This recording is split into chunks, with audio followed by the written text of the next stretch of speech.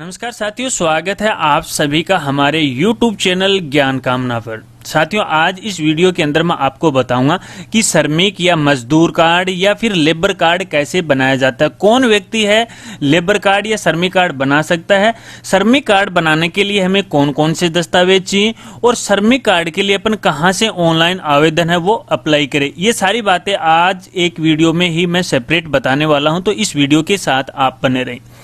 देखिए साथियों, जैसा आप सभी जानते हो कि प्रत्येक राज्य की जो सरकारें हैं वो सरकार अपने जो मजदूर वर्ग है उसके विकास करने के लिए श्रमिक कार्ड है वो बनाती है। जब श्रमिक कार्ड बन जाता है तो उसको काफ़ी सारी सरकारी योजनाओं का लाभ मिलता है। जैसे उसके परिवार के जो भी बच्चे हैं उनकी एजुकेशन है, शिक्षा है वो फ्री में होती है। यदि परिवार के किसी सदस्य का स्वास्थ्य खराब हो जाता है तो फ्री में इलाज किया जाता है। यदि अचानक उस श्रमिक की या मजदूर की मृत्यु हो जाती है तो परिवार को इससे काफी लाभ सरकार के द्वारा दिया जाता है।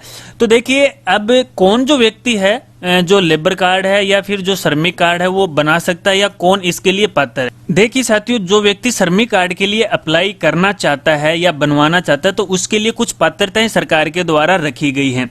कुछ प्रमाण पत्र हैं वो भी सरकार के द्वारा रखे गए हैं। यदि वो पात्रताएं आप पूरी कर लेते हो तो ही इसके लिए अप्लाई आप कर सकते हो। साथियों, इस वीडियो के अंदर मैं राजस्थान सरकार के द्वारा बनाए जाने वाले श्रमिक कार्ड के बारे में बता रहा हूं। यदि ये वीडियो राजस्थान के अलावा दूसरे राज्य के साथी वीडियो देख रहे हैं तो वो यहाँ समझ ले, तकरीबन सभी जो योजनाएं होती हैं हर स्टेट की लगभग समान होती हैं और उनके दस्तावेज हैं वो समान होते हैं। लेकिन मेरा यहाँ फोकस है राजस्थान राज्य के अंदर जो भी श्रमिक कार्ड बनता है उससे संबंधित है। तो श्रमिक कार्ड बनाने के लिए कम से कम आपके पास एक मजदूरी प्रमाण पत्र होना चाहिए। और ये जो मजदूरी प्रमाण पत्र है साथियों, आपके पास 90 दिन का होना चाहिए कम से कम, यानी आपने 90 दिन तक कहीं मजदूरी की हो। अब मजदूरी ये नहीं कि आपने किसी गाँव में ऐसे चलते मजदूरी कर ली, ऐसा नहीं। मजदूरी आपने कहां की हो जो सरकार के द्वारा प्रमाणित हो। जैसे यदि आपने नरेगा के अंदर 90 दिन तक काम किया हो, आपके पास जॉब कार्ड है, तो आप श्रमिक कार्ड के लिए अप्लाई कर सकते हो। या फिर आपने किसी ठेकेदार के यहाँ रहकर 90 दिन तक काम किया हो तो भी आप इसके लिए पात्र हैं। या फिर किसी मजदूर संगठन के यहाँ रहकर आपने 90 दिन तक काम किया हो तो भी इस योजना के लिए आप पात्र हैं, यानी आप श्रमिक कार्ड बना सकते हो। शर्त यह है कि आप कम से कम 90 दिन की मजदूरी का प्रमाण पत्र आपके पास होना चाहिए और वहां से आपने कितने जो पेमेंट है, कितने पैसे वहां से उठाए उसका प्रूफ आपके पास होना चाहिए। और जो भी ठेकेदार है वो रजिस्टर्ड होना चाहिए सरकार के द्वारा। ऐसा नहीं कि जो लोकल ठेकेदार है उसके यहाँ से अपन प्रमाण पत्र बना लेंगे तो वो चल जाएगा, ऐसा नहीं है। रजिस्टर होना चाहिए, वही जो ठेकेदार है उसका जो मजदूरी प्रमाण पत्र है वही मान्य होगा। नरेगा का तो एक सरकारी कार्य है तो वो तो मान्य ही होगा, जो मजदूर संगठन होते हैं उसका भी ये मान्य होगा। अब देखिए साथियों, आपको क्या क्या चाहिए दस्तावेज के लिए, आपको क्या क्या चाहिए। एक तो आपके पास आधार कार्ड होना जरूरी है, ठीक है। इसके बाद आपके पास भामाशाह कार्ड होना जरूरी है और इन दोनों में आपके मोबाइल नंबर जुड़े होने चाहिए। इसके अलावा आपकी बैंक की पासबुक यानी आपका बैंक में खाता होना जरूरी है। इसके साथ ही आपकी एक पासपोर्ट फोटो है वो होनी जरूरी है। अब देखिए साथियों, ये जो दस्तावेज हैं ये आपके पास होने चाहिए क्योंकि जब आप ऑनलाइन आवेदन करोगे तो इसकी आवश्यकता पड़ेगी। इसके अलावा कुछ और दस्तावेज हैं जो मैं आपको अभी दिखा रहा हूं। देखिए, आप मेरी स्क्रीन पर यहाँ देख सकते हो, मैं आपको यहाँ हाईलाइट करके दिखा देता हूं। ये जो एक आवेदन पत्र है, ये आवेदन पत्र आपको कहाँ से डाउनलोड करना है मैं आपको इस वीडियो के आगे बता दूंगा कहाँ से आपको ये आवेदन पत्र मिलेगा। इस आवेदन पत्र में आपका यहाँ नाम लिखना है और आपके पिता का नाम, आपका पूरा परिवार के जो सदस्य उसका नाम लिखना, आपकी फोटो है, आपका एड्रेस पता है, आपका जिला है, वो सारी जानकारी आपको यहाँ लिखनी है, ठीक है। इसके साथ ही देखिए यहाँ परिवार के सदस्यों का विवरण आपको देना है। अब परिवार के सदस्य कितने हैं वो टोटल आपको यहाँ लिखने, उसकी आयु क्या है और उसका आपसे क्या संबंध है वो भी आपको यहाँ जानकारी लिखनी है। अब देखिए, यहाँ आपकी जो नियोजक करता है, जहां आपने वर्क किया है, जिस ठेकेदार के यहाँ रहकर उसका नाम और उसके मोबाइल नंबर, उसका पता, उसके हस्ताक्षर, उसकी घोषणा जो पत्र है वो आपको यहाँ सर्टिफाइड करवानी, यानी उसकी मोहर लगवा के आपको ये आवेदन भरना है। ठीक है, ये फॉर्म है, आपको मिल जाएगा। इसके अलावा देखिए साथियों, आजकल राजस्थान गवर्नमेंट ने थोड़ा सा इसमें बदल दिया है। ये जो मैं आपको आवेदन पत्र दिखा रहा हूं, ये पहले चला करता था, ठीक है, पहले इसको अपलोड करना पड़ता था, लेकिन आजकल इसकी आवश्यकता नहीं है। ये मैं आपको इसलिए दिखा रहा हूं कि आप इसे अच्छी तरह से देख ले और इससे भरकर जहां भी अगर आप ऑनलाइन फॉर्म भरवाना चाहते हैं, उनको अगर आप देकर आते हो तो वो इसको देखकर आसानी से भर सकता है। अब देखिए, आपको कुछ प्रमाण पत्र की आवश्यकता होती है। फॉर एग्जाम्पल, मान लीजिए आपने किसी ठेकेदार के यहां रहकर काम किया है, तो आपके पास देखिए, मैं ये ओपन करता हूं ठेकेदार वाला घोषणा जो पत्र है, इसके अंतर्गत वो ठेकेदार आपका नाम, आपका एड्रेस, पूरा एड्रेस लिखेगा और यहाँ पर आपकी पूरी जानकारी लिखेगा। आपने कहाँ से कब तक काम किया है और यहाँ पर कितनी पेमेंट आपने उठाई है, महीने की कितने देते थे, पर डे के हिसाब से कितना देता था और क्या आपने काम किया है, कहाँ पर रह के आपने काम किया, वो पूरी जानकारी इसमें भरकर वो प्रमाणित करेगा। और ये प्रमाणित करने के बाद आपको ऑनलाइन जो फॉर्म आप आवेदन करोगे तो उसमें आपको ये अपलोड करना होगा। मान लीजिए आपने ठेकेदार के यहाँ किया तो ये फॉर्मेट है।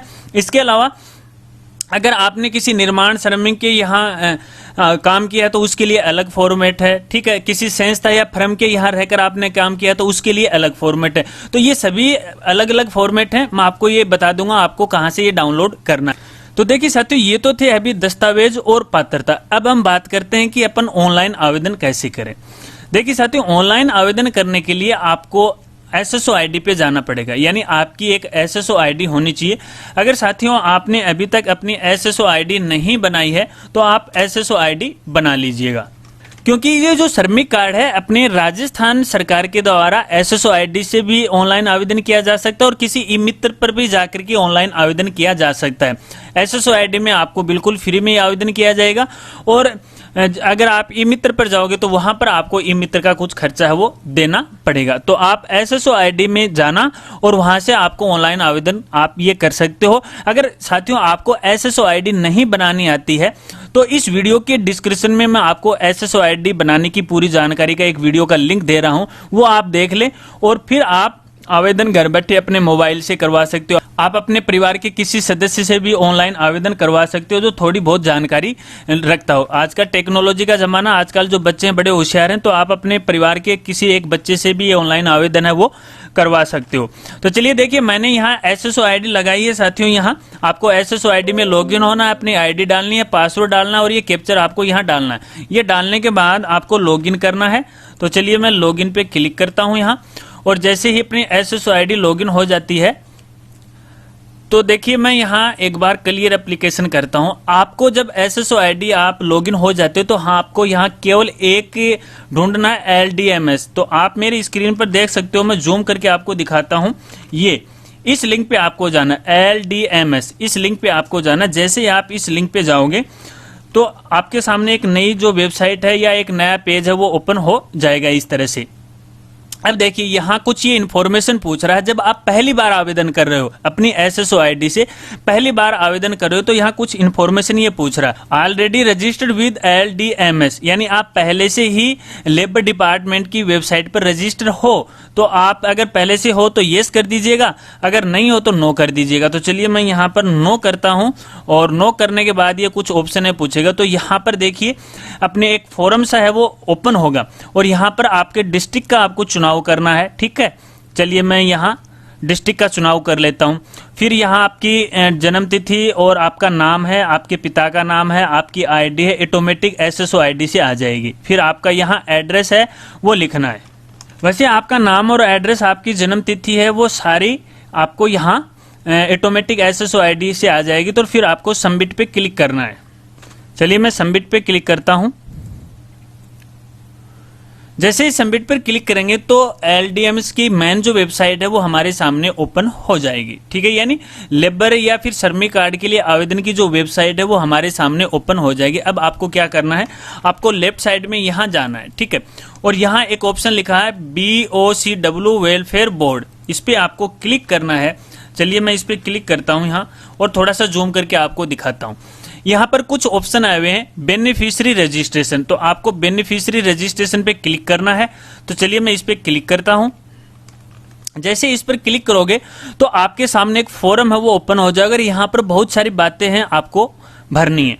अब देखिए यहाँ सबसे पहले आपको भामाशाह जो आईडी है वो आपको यहाँ डालनी है, आपकी भामाशाह आईडी है वो आपको यहाँ डालनी है। अब जैसे आप भामाशाह आईडी यहाँ डालते हो तो यहाँ से आपको मेंबर है वो सिलेक्ट करना है, आपका जो नाम है वो यहाँ आपको सिलेक्ट करना है। चलिए मैं यहाँ पर नाम है वो सिलेक्ट कर लेता हूँ।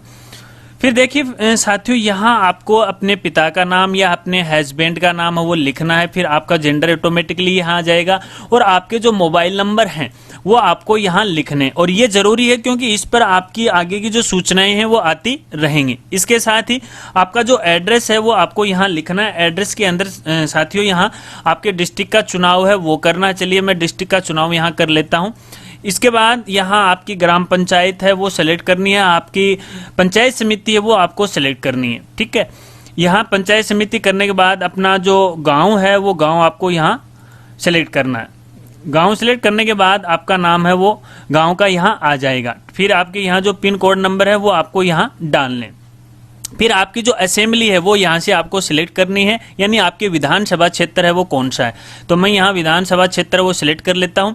अब ये बोल रहा है कि परमानेंट एड्रेस बेनिफिशियरी दोनों एक ही है क्या, तो यहाँ पर जो आपने ऊपर एड्रेस भरा है यदि ये आपका एक ही है पत्राचार का और आप जो जहां स्थायी निवास आपका दोनों एक ही है तो इस पर यस कर दीजिएगा। जो ऊपर वाला एड्रेस है नीचे ऑटोमेटिक आ जाएगा। ये आने के बाद यहाँ पर आपको बैंक डिटेल है वो भरनी है। अब आपका खाता कौन से बैंक में है वो बैंक यहाँ से आपको सिलेक्ट करना है। तो चलिए मैं यहाँ से बैंक है वो सिलेक्ट कर लेता हूँ। बैंक सेलेक्ट करने के बाद साथियों आपके अकाउंट होल्डर का नाम आपको यहाँ डालना है। इसके बाद बैंक के IFSC कोड आपको यहाँ डालना है। फिर बैंक के अकाउंट नंबर आपके यहाँ डालने हैं। फिर बैंक का पूरा एड्रेस आपको यहाँ डालना है। बैंक की इन्फॉर्मेशन भरने के बाद आपको अदर जो डिटेल्स है वो आपको यहाँ फिल करनी है। सबसे पहले आती है कैटेगरी, यानी कैटेगरी के अंदर SC ST OBC क्या कैटेगरी है आपकी, वो कैटेगरी आपको यहाँ सिलेक्ट करनी है। इसके बाद आपकी जो जन्म तिथि है वो यहाँ से आपको सिलेक्ट करनी है। ठीक है, और साथियों यहाँ एक बात और आपको मैं बताऊंगा कि ये आवेदन 18 से लेकर 60 वर्ष के बीच के जो भी व्यक्ति हैं वो कर सकते हैं। ठीक है, 18 से नीचे की उम्र का नहीं कर सकता और 60 से ऊपर का जो व्यक्ति है वो इसके लिए आवेदन नहीं कर सकता। फिर आपकी जो क्वालिफिकेशन है वो क्वालिफिकेशन आपको यहाँ सेलेक्ट करनी है। आपने कहाँ तक पढ़ाई की है वो इस ऑप्शन में एजुकेशन क्वालिफिकेशन में आपको करना है। इसके बाद आपका जो मैरिटल स्टेटस है, यानी आप शादीशुदा हो या विवाहित हो, तो आपको यहाँ सेलेक्ट करना है। ठीक है, इसके बाद साथियों आपको अपने ESI नंबर यहाँ डालने हैं जो 17 अंकों के होते हैं। अगर आपके पास है तो आप डाल देना, और या फिर आपके पास EPF या PF नंबर हैं तो वो डाल देना, है तो डाल देना, वरना ये कंपलसरी नहीं है। फिर यहाँ आपके आधार कार्ड के नंबर डालने। बाय डिफॉल्ट SSO ID से ये आ जाएंगे। अगर SSO ID में आपके आधार कार्ड नंबर अपडेट है तो ये आ जाएंगे, वरना आपको यहाँ से टाइप करना। इसके बाद अगर आपका परिवार की श्रेणी BPL की है तो आप येस कर दीजिएगा, वरना इसे नो कर दीजिएगा। ठीक है, अगर आप यहाँ येस करते हो तो आगे की इन्फॉर्मेशन आपको यहाँ भरनी पड़ेगी। इसके अलावा अगला जो ऑप्शन है वो आता है कंस्ट्रक्शन वर्कर सर्टिफिकेट। ये देखिए यहाँ कंस्ट्रक्शन सर्टिफिकेट इशू बाय, ये मैं थोड़ा आपको जूम करके दिखाता हूँ, सबसे इंपॉर्टेंट है ये। तो ये जो श्रमिक प्रमाण जो पत्र है साथियों, ये आपको कहाँ से प्राप्त हुआ है, किसने आपको दिया है, तो चलिए यहाँ पर कोई registered construction worker under trade union के द्वारा आपको प्राप्त हुआ है, या कोई लेबर इंस्पेक्टर ने आपको दिया है, ग्राम सेवक के द्वारा नरेगा में अगर आपने काम किया है तो ग्राम सेवक ने दिया होगा, या फिर कहीं आप एम्प्लॉयर थे या फिर कॉन्ट्रैक्टर थे या फिर किसी फर्म के आप यहाँ काम कर रहे हो। तो जो भी आपने जहाँ काम किया है, मजदूरी की है, उसका जो प्रमाण पत्र जो भी आप लगाने वाले हो वो यहाँ से आपको सिलेक्ट करना। चलिए मैं यहाँ पर एक कॉन्ट्रैक्टर है वो यो सिलेक्ट कर लेता हूँ फॉर एग्जांपल के लिए। ठीक है, अब देखिए यहाँ उसके GST नंबर सब कुछ यहाँ डालने पड़ेंगे। अगर कॉन्ट्रैक्टर है, कोई ठेकेदार है, तो वो इन्फॉर्मेशन आपको वो ठेकेदार ही आपको देगा। ठीक है, तो यहाँ देखिए जो कॉन्ट्रैक्टर है उसका नाम आपको यहाँ डालना है, उसका एड्रेस आपको यहाँ डालना है, उसके पैन नंबर आपको यहाँ डालने हैं, उसके बाद उसके मोबाइल नंबर आपको यहाँ डालने हैं, और उसके बाद उसके आधार नंबर डालने हैं, और उसके GST नंबर आपको यहाँ डालने हैं। अब देखिए साथियों ये आपको बहुत जरूरी है डालना, उसकी पूरी इन्फॉर्मेशन आपको डालना, कहीं आपको गलत सूचना वो नहीं भरनी है, क्योंकि लेबर डिपार्टमेंट के द्वारा आपका जो भी ठेकेदार के आपने सर्टिफिकेट लगाया है उसका वो वेरीफाई करेगा। यदि वो सही होगा तो ही आपका लेबर कार्ड बन पाएगा, वरना नहीं बन पाएगा। क्योंकि मैंने ऐसे देखा कि पहले काफ़ी लोगों ने लेबर कार्ड बनवाने के लिए नकली जो ठेकेदार हैं उनके साइन करवा लेकर आ गए थे, फिर उनके फॉर्म में रिजेक्ट हो गए और उन पर कानूनी कार्रवाई भी हो गई थी। तो आप इसके लिए क्या करना है, आपको ओरिजिनल जो ठेकेदार है जो सरकार के द्वारा रजिस्टर्ड है उसी के ही नाम, पते, एड्रेस डालने हैं जहां आपने काम किया है। ठीक है, कोई गलत सूचना आपको नहीं भरनी। अब देखिए साथियों, यहाँ एक और इम्पोर्टेंट बात आती है, name and address employers of the last 12th month include current employer. देखिए यहाँ पर अगर मान लीजिए आपने 2-4 ठेकेदारों के यहाँ काम किया, लगातार किसी एक ठेकेदार के यहाँ काम नहीं किया है, तो आप कम से कम 5 ठेकेदार के या एम्प्लॉयर की इंफॉर्मेशन है या सूचना है आप यहाँ भर सकते हो। ठीक है, यहाँ भर सकते हो सारी सूचनाएं। अगर आपने किसी एक के पास ही किया तो एक की सूचना डालो, अगर एक से अधिक की आपने काम किया है तो जितना आपने काम किया है तो यहाँ डाल सकते हो। मैक्सिमम आप केवल 5 एम्प्लॉयर की या 5 ठेकेदारों की सूचना आप यहाँ भर सकते हो। ठीक है, चलिए अगली बात मैं यहाँ बताता हूँ आपको। अब आपकी आती है फैमिली डिटेल। फैमिली डिटेल में आपको क्या करना है, आपके फैमिली जितने भी मेंबर हैं उनके नाम आपको लिखना है, फिर उनका जो रिलेशनशिप है आपके साथ क्या संबंध है वो लिखने हैं, उनकी एज कितनी है, उनकी क्वालिफिकेशन कितनी है वो आपको सिलेक्ट करनी है, फिर उनकी क्लास कौन सी है, मान लें आपके जो भी बच्चे हैं अगर वो पढ़ रहे हैं तो उनकी क्लास आपको यहाँ लिखनी है, नेम ऑफ स्कूल का नाम आपको लिखना है, एड्रेस ऑफ स्कूल का नाम आपको लिखना है, ये आपको देनी होगी। अब ये तो रही फैमिली की जानकारी, जो आपके बच्चे पढ़ रहे हैं उनकी यहाँ जानकारी। अब आती है अपनी जो फैमिली है, अगर मान लीजिए फॉर एग्जांपल आपकी किसी कारण से मृत्यु हो गई और मृत्यु होने के बाद जो सरकार आपको जो लाभ देगी आपके परिवार को, तो वो अपने परिवार के सदस्यों में कितना कितना बांटना चाहते हो, कौन उसके हकदार हैं, कौन उसके नॉमिनेशन है, तो वो नॉमिनेशन वाला नाम आपको यहाँ डालने। फॉर एग्जांपल मान लीजिए आपके परिवार में 4 सदस्य हैं और आपके मरने के बाद यदि उन्हीं 4 सदस्यों के बीच में आपकी राशि आप बांटना चाहते तो उन 4 सदस्यों के आपको नाम यहाँ लिखने। अब यहाँ उसके नाम लिखने हैं, उसका एड्रेस, उसकी रिलेशनशिप है वो आपके साथ क्या, उसकी एज क्या है वो आपको यहाँ लिखनी है, फिर कितना परसेंटेज आप उनको देना चाहते हैं। मान लीजिए आपकी इनकम 100% है और 4 सदस्य हैं तो आप उनको 20% या 50% किसी एक सदस्य को दे सकते हो, दूसरे को 30% की राशि है वो आप दे सकते हो, किसी को 10% की राशि है वो आप दे सकते हो। तो इस प्रकार से आपको यहाँ परसेंटेज है वो लिखनी। अब आती है मेन बात, यहाँ पर आपको क्या क्या अपलोड करना है। यहाँ पर आपको एक तो अपनी जो फोटो है वो आपको यहाँ अपलोड करनी है, ठीक है, लेटेस्ट जो फोटो। इसके बाद आपकी आयु का प्रमाण पत्र है वो आपको यहाँ अपलोड करना है। अब आयु का प्रमाण पत्र क्या क्या हो सकता है, जैसे हो सकता है कि आपके पास कोई मार्कशीट हो 10th की या 8th की, ठीक है, या आपके पास कोई जन्म तिथि प्रमाण पत्र हो या फिर डॉक्टर के द्वारा प्रमाणित हो, तो यहाँ वो आपका जन्म प्रमाण है वो प्रूफ आपको अपलोड करना है। इसके बाद आता है कंस्ट्रक्शन वर्कर सर्टिफिकेट, इसको आप थोड़ा सा ध्यान से देख लीजिएगा। कंस्ट्रक्शन वर्कर सर्टिफिकेट ये आपको जरूरी है और सबसे कंपलसरी है, ये आपको अपलोड करना है। तो अब देखिए साथियों, यहाँ एक बात और मैं बताऊंगा, यहाँ पर देखिए घोषणा पत्र दिए हुए, एक तो है नियोजक संपत्ति मालिक द्वारा। अगर मान लीजिए आपने किसी नियोजक या संपत्ति के मालिक के यहाँ काम किया और जो रजिस्टर्ड है गवर्नमेंट के द्वारा, तो ये प्रमाण पत्र आपको अपलोड करना है। यदि आपने किसी ठेकेदार के यहाँ काम किया है तो ठेकेदार वाला प्रमाण पत्र आपको अपलोड करना है। किसी संस्था या फर्म के या कारखाने में आपने यहाँ काम किया है तो वो प्रमाण पत्र आपको यहाँ अपलोड करना है। और किसी श्रमिक या यूनियन के द्वारा आपने यहाँ काम किया है तो आपको यहाँ अपलोड करना है। यानी इन 4 प्रमाण पत्रों में से किसी एक प्रमाण पत्र को आपको अपलोड करना है जहां आपने काम किया है, आपने वर्क किया। ये सब कुछ होने के बाद आपका पूछा जाता है लेबर ऑफिस, यानी आपका लेबर ऑफिस कौन सा है। आपके डिस्ट्रिक्ट का यहाँ चुनाव करना है तो वो ऑटोमेटिक ही आपने अगर अपनी SSOID के अंदर आपने अपना डिस्ट्रिक्ट चुनाव कर रखा और आपने ऊपर से जैसे फॉर्म भरा और अपना डिस्ट्रिक्ट का आपने चुनाव किया है तो वो यहाँ शो हो जाएगा कि आपका लेबर ऑफिस है या श्रमिक विभाग का जो ऑफिस है वो कौन सा था, वो आपको सेलेक्ट करना है। ठीक है, ये होने के बाद साथियों आपको जब पूरी तरह से आप फाइनल हो जाओ कि हमने जो भी इंफॉर्मेशन भरी है वो बिल्कुल सही है, कोई गलत नहीं है, तो इसके बाद आपको लास्ट में करना है सबमिट। ठीक है, इस तरह से आपको सबमिट करना है। सबमिट करने के बाद आपके पास एक एप्लीकेशन नंबर आ जाएगा, जैसे मैं आपको यहाँ सबमिट करके दिखाता हूँ। चलिए मैंने साथियों इसको सबमिट कर दिया। सबमिट करने के बाद आपके पास साथियों एप्लीकेशन नंबर आ जाएंगे, जैसे कि आप मेरी स्क्रीन पर यहाँ देख रहे हो, इस तरह से एप्लीकेशन नंबर है वो आ जाएंगे। इसका मतलब ये हुआ कि आपका जो फॉर्म है वो सबमिट हो गया और यहाँ सबमिट होने के बाद एप्लीकेशन का स्टेटस है यहाँ आएगा। ठीक है, तो देखिए अभी पेंडिंग और सिटीजन और क्लैरिफिकेशन से यहाँ आया है। ठीक है, ये मैंने पहले भरा था और अभी उनकी तरफ से एक रीजन आ गया है। तो यहाँ पर आपको जब आप पहली बार इसको सबमिट करोगे तो यहाँ सबमिट डेट यहाँ दिखाएगा। अगर आपके डॉक्यूमेंट में कोई कमी रह जाती है तो आपकी यहाँ कमी वो दिखा देगा। अगर आपके डॉक्यूमेंट में कोई कमी नहीं है, वो पूरी तरह से वेरीफाई हो गया है, फाइनली यहाँ डाउनलोड का ऑप्शन यहाँ आ जाएगा। आपके जो लेबर कार्ड है या श्रमिक कार्ड है वो डाउनलोड का ऑप्शन आपके यहाँ आ जाएगा। अब देखिए, जब लेबर कार्ड कई बार क्या है कि वो उधर से वेरीफाई तो हो जाता है, लेकिन अपन एसएसओ आईडी से उसे डाउनलोड नहीं कर सकते। उसे केवल अपन ई मित्र की सहायता से ही डाउनलोड कर सकते हैं। तो अगर मान लीजिए आप एसएसओ आईडी की सहायता से अपना लेबर कार्ड डाउनलोड नहीं कर पा रहे हो तो आप किसी ई मित्र पर जाकर के वो कार्ड है वो डाउनलोड कर सकते हो।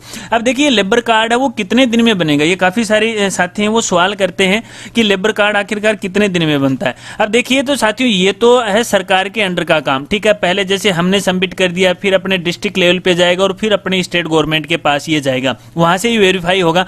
तो ये जो प्रोसेस होती है 6-7 महीने की प्रोसेस होती है। अगर मैक्सिमम 6 महीने के तक आपका नहीं बना है तो कोई ना कोई आपकी यहाँ रीजन है, कोई ना कोई आपकी कमी है। और वैसे नॉर्मली ये 1 महीने में बनकर अपने आईडी पे वापस आ जाता है, शो हो जाता है। अब देखिए, कई बार क्या होता है कि मान लीजिए हमें पता नहीं चल रहा है कि हमने आवेदन तो कर दिया, तो इसका अपन कहाँ से पता लगाएं कि हमारा सर्टिफिकेट बना है कि नहीं बना। तो देखिए, मैं जैसे एक ये एप्लीकेशन है, यहाँ से ये कॉपी करता हूँ यहाँ, ठीक है। और वेबसाइट का नाम है labor.rajasthan.gov। इस वेबसाइट पे आपको जाना है, जैसे कि मेरी स्क्रीन पे देख रहे हो। इस वेबसाइट का लिंक है मैं वीडियो के डिस्क्रिप्शन में आपको दे दूंगा और वहां से जाकर के आप इस वेबसाइट पे जा सकते हो। तो नीचे देखिए यहाँ आया हुआ है verify registration number, licence number, application status. तो यहाँ से अपन जैसे ही अपने एप्लीकेशन नंबर डालेंगे तो यहाँ जब अपन सबमिट करेंगे तो इसका जो स्टेटस है साथियों यहाँ दिखा देगा कि अभी आपका श्रमिक कार्ड बना है कि नहीं बना है, क्या रीजन है, वो यहाँ से आप देख सकते हैं आसानी से। तो जब भी अगर आपको चेक करना है तो आप अपने मोबाइल से भी आप चेक कर सकते हो। केवल आपको लेबर डिपार्टमेंट की वेबसाइट पे जाना है और यहाँ जाने के बाद आपको ये पूरी जानकारी आपको मिल जाएगी, स्टेटस का आपको पता चल जाएगा।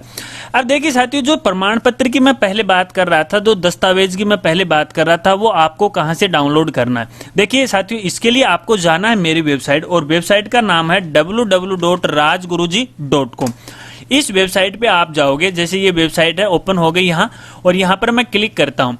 अब आपको यहाँ जाना है गवर्नमेंट योजना वाले मेनू में। इस पर जैसे मैं क्लिक करूंगा तो एक पेज ओपन होगा। यहाँ देखिए लिखा हुआ श्रमिक कार्ड कैसे बनाएं, तो यहाँ मैं क्लिक करता हूँ।